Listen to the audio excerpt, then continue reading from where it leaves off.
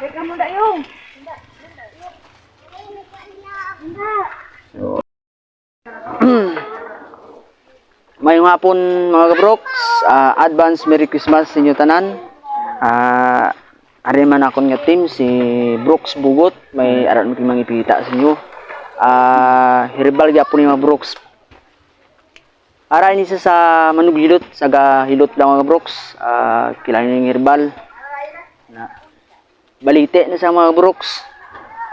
I-explain ko ni Brooks Bugot sa inyo kung di ini sa para ini sa nga sakit Brooks, no? Oh.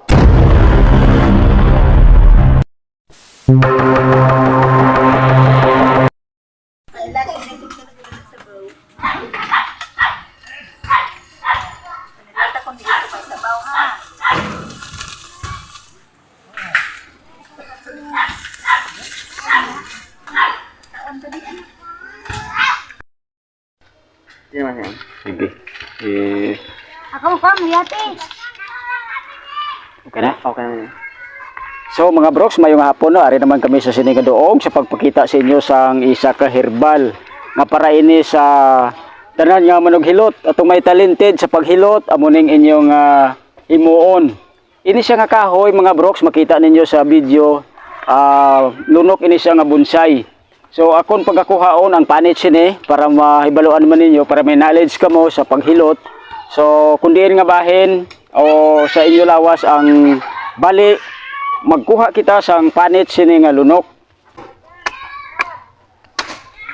So kuhaon ini siya, panit lang ang ibilin.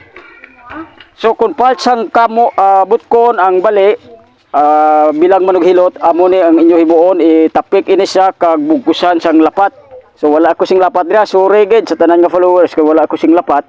So ang inyo himuon kun diri nga bahin nabali, ibutang ining panit sang lunok kay ang prohiba abisini tanaw ninyo ining lunok, ining akon gin kuha nga panit.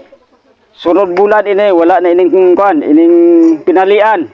So makita gid ninyo magabalik ang panit. So amo man na ang matabo sa aton nga bali, magakuan na siya, magabalik sa normal ang aton nga kamot. Kung ano gid man ang diin nga bahin palsang inyo lawas. So ini mapuslan ini sumala sa biology nga doktor nga naghambal nga ining lunok dako gid ang mabulig sini. So amo na siya ang amon nga mahibaluan sini.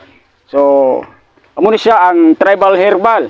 So salamat gid mga Brooks sa tanan nga followers nga nagatanaw sa amon. Ari kami karon sa sining hapon. So advance Christmas sa inyo tanan. Madamong salamat, mayong hapon.